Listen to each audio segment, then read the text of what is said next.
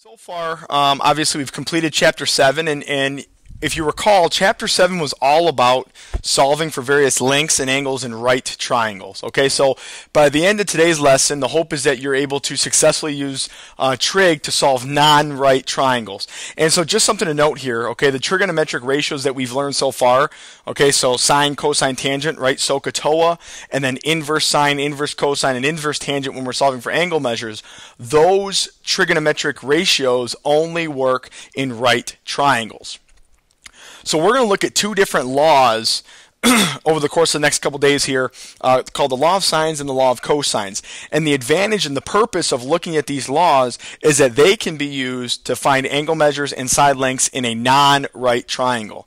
Okay, so in other words, the law of sines and the law of cosines are universal. They work in any triangle. So the first one we're going to look at is the law of cosines. I'm going to have to scroll through a few pages here. Oh, just passed it. There we go. Okay, so the law of cosines, here's what it says. Okay, it says if triangle ABC has sides lengths of A, B, and C, okay, then these three things are true. And I don't like the idea of thinking about it in terms of three different things. So what I'm going to say, what I'm going to use is I'm just going to go ahead and use this first one all the time. So I'm gonna forget about those two. Okay, those are true, but you'll see why I'm going to do that here, hopefully, in the next couple examples. So you have to know this formula. You'll notice the first portion of it, a squared equals. Actually, I take that back. I'm not going to use that first one. The one I'm actually going to use, and you'll see why in a second here, the one I'm going to use is this last one here. Because if you notice, excuse me, c squared equals a squared plus b squared, that's just the Pythagorean theorem. So you start with the Pythagorean theorem, and then you have to add on this minus 2ab cosine c. All right, and again, we'll look at some examples here so that this makes sense, hopefully. All right, so moving forward here, first example we're going to look at, it says use the law of cosines to solve each triangle. So I have to solve the value of b. I got to find the value of b here. Okay, and you'll notice you're going to use the law of cosines if you're given side, angle, side. Okay, so if you're given side, angle, side, we're going to use the law of cosines. And so what you do is you start off with, remember the formula, Pythagorean theorem, c squared equals a squared plus b squared, and then you have to subtract off 2ab cosine c.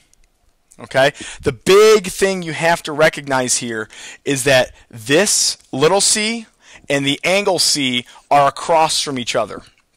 Okay, so obviously in this diagram, I'm going to be using this angle here. The side across from that angle is b. So when I plug these things into my formula, this little b here actually represents my c squared. So I have b squared equals, your other two sides are interchangeable. So 45 and 43, you could write them in any order. So I have 45 squared plus 43 squared minus 2 times 45 times 43 times the cosine of 88 degrees. And so from there, what I'm going to tell you to do is I'm going to have b squared equals, and I'm just going to go ahead and grab a calculator, and I'm going to plug all of this in at one time to make sure I don't make any silly mistakes. Okay, so in other words, I'm going to do 45 squared plus 43 squared, and then I'm going to go ahead and plug in minus 2 times 45 times 43 times cosine of 88. See what we get here. I believe we should get b squared equals 3603.88. That's roughly, it's an estimate. Okay, and then I take the square root of both sides, and so the value of b in this diagram is roughly 3603.88, square root of that. So I'm thinking we're going to be pretty close to 60.03 for the value of b there. And then I look back at my diagram and I say, does that make sense? Well, if this is 88, chances are that's going to be my biggest angle. Okay, and so it should make sense that the longest side's across from the largest angle, and 60 is bigger than 45 and 43, so I'm pretty sure we're going to be good to go there. All right, so again, use your calculator to your advantage. Don't make any silly mistakes when you're going through and solving this. Okay. All right. This one, if you're in my regular geo class, this one is probably not as applicable to you. I don't think I'm going to ask you any of these type of problems finding the angle measure. However, it's worthwhile to sit in and look at this lecture here just so you're familiar with it and you can see kind of a review of algebra skills. So it says find the measure of angle A. So here's the measure of angle A. All right. It's not a right triangle, so I can't use inverse sine, inverse cosine, inverse tangent yet. I'm going to eventually. So what I have to do is it's a non-right triangle, so I have to use either the law of sines or law of cosines. And since I don't know any other angle measures, I have to use the law of cosines. So again, what I'm going to do is I start with my formula. So Pythagorean theorem minus 2ab cosine c. And I recognize that, again, this big C, that angle, is across from the little c. And so the angle I want to find is angle A. So I know that that's going to be my big C. My little c is going to be that 23 since it's across from my angle. So I have 23 squared equals, and again, 27 and 16 are interchangeable. 27 squared plus 16 squared minus 2 times 27 times 16 cosine of angle A. That's what we're trying to find. And so now you'll notice we're going to have to do a little bit of algebra here. Okay, so on the left-hand side, I have 23 squared, which is 529. On the right-hand side, I have 27 squared, which is 729, plus 16 squared, which is 256, minus 2 times 27 times 16 is 864 cosine A. People, do not, okay, I'm actually going to go one more step before I stress this point. So I have 529. Over here I want to collect like terms, so I'm going to go ahead and add these two numbers together. So I have 729 plus 256, and that leaves me with 985 minus 864 cosine A. All right, this is where I want to stress this. Do not subtract those two values. Okay? Think of this as 864 times x. If you had 985 minus 864x, you would never subtract those numbers. I can't tell you how many people make that mistake. Do not subtract those numbers. Algebraically, you can't do that. So I got to drag everything to one side. So the first thing I'm going to do is I'm going to subtract this 985 from both sides. So where am I left at here? On the left-hand side, I have 529 minus 985, and that's negative 456 equals, and so these are gone, so I have negative 864 cos A. I got to get A all by itself, so I got to divide by the negative 864. Sorry about that. So negative 864 on both sides. And when I do that, I have negative 456 divided by negative 864, hit enter, I get a positive, and I don't know what this is as a fraction, and as a matter of fact, I'm using a calculator that I'm not crazy familiar with, and so I don't even know how to, maybe I do. Looks like this is 19 over 36 equals the cosine of A. And now that I'm down here, again, we're at this point, so I got to get rid of this cos, and hopefully we recognize the only way to get rid of cosine is to do the inverse cosine of both sides. And I'm going to come back up here now, so I have A equals the inverse cosine, so cos negative 1 of 19 over 36, and now I just plug that into my calculator, and I find that my angle measure is roughly, let's see here, 58.14 degrees. Okay, to the nearest hundredth. So again, you'll notice when you're using the law of cosines, if you are solving for an angle measure, it's much more extensive. There's a lot more work involved. You have to actually subtract and divide, and then use inverse cosine and go from there. Okay. So again, if you have to go back and rewatch that portion, there might be a good idea for you to do that. All right.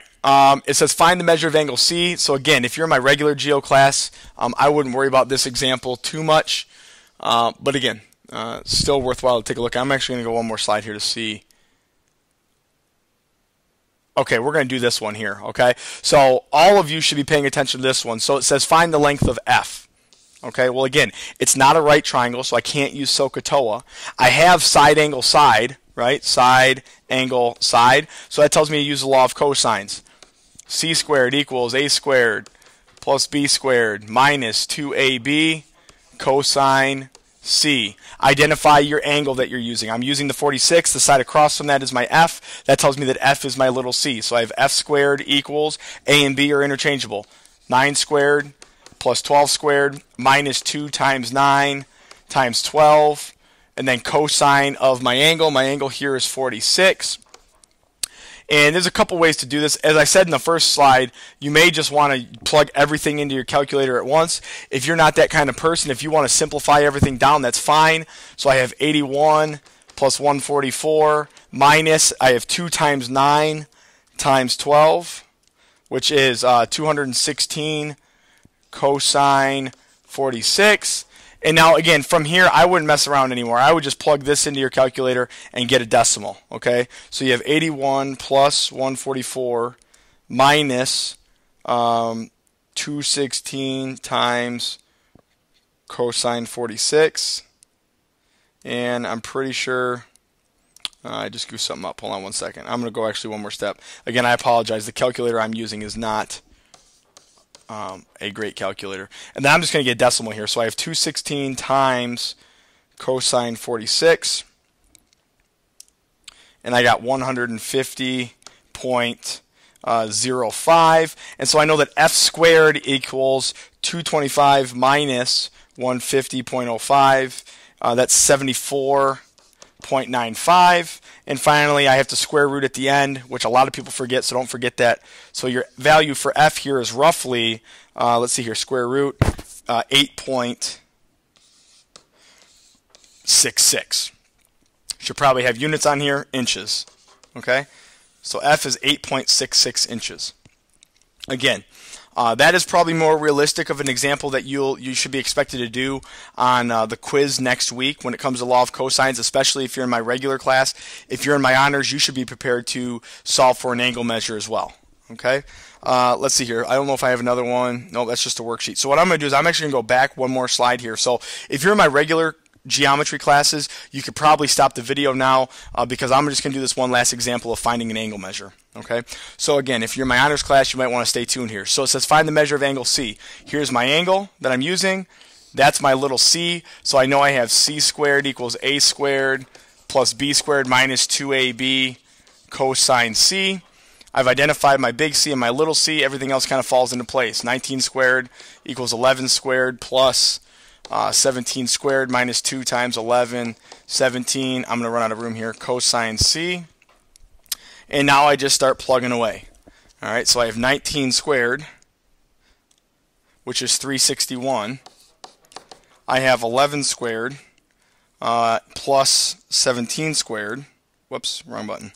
11 squared plus 17 squared equals 410 minus 2 times 11 times 17 is 374 cosine C. I'm going quickly, I know, because, well, I just want to get this video done here in a second. So subtract from 410 on both sides.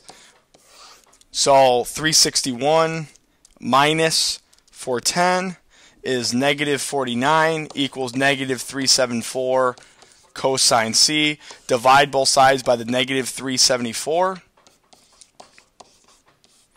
So those guys will cancel. So the cosine of C is equal to negative 49 divided by negative 374. Let's see here. As a fraction, I got, let's see here, 49. Okay, so it doesn't reduce at all. Just 49 over 374. And again, I got to get C by itself. So at this point, I got to use my inverse. Okay. And you should know that because, again, right at the beginning, we know we're solving for an angle measure, so I know I'm going to have to use the inverse at some point. So the measure of angle C is roughly, let's see what we got here. Inverse cosine of 49 over 374 tells me it's 82.47 degrees, roughly. So, again, I know that last example there was pretty quick, but I just wanted you guys to be able to have it there to look at over the course of the weekend or at your own convenience, I should say, really. So, again, any questions you have on the law of cosines, have them ready to go tomorrow, and we'll look at plenty of examples to get you guys comfortable with it in class tomorrow.